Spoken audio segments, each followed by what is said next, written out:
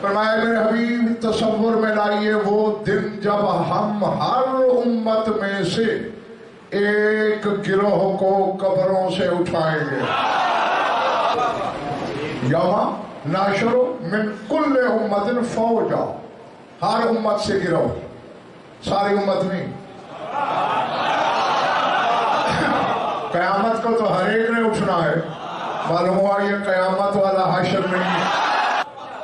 اچھا اب سلمان بھائی سوال پیدا ہوتا ہے کہ اللہ جو کہہ رہا ہے کہ ہر امت میں سے ایک گروہ اٹھایا جائے گا، کون؟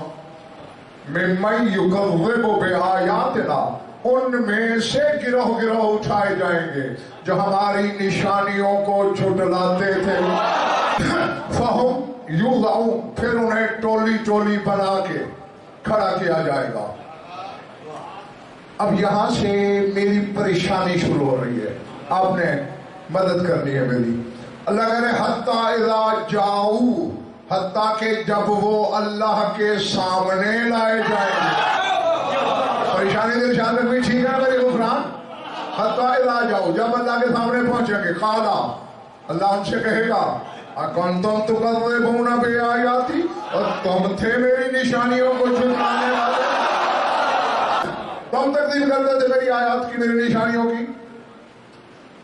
ماذا کنتم تعملون، ذرا بتاؤ تو عمل کیا کرتے رہے ہو. حالانکہ یہاں بابر خان تفسیر کی تو ضرورت ہی نہیں ہے، آیت حکیم سجاد خود بول رہی ہے کہ قیامت کے دن تو قرآن کہتا ہے لَنَحْشُرَنَّهُمْ جَمِيعًا، سب کو اٹھایا جائے گا.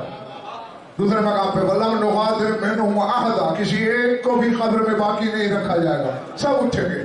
اور یہ کہہ رہا ہے مِنْ كُلِّ أُمَّةٍ فَوْجًا، ہر امت سے گروہ.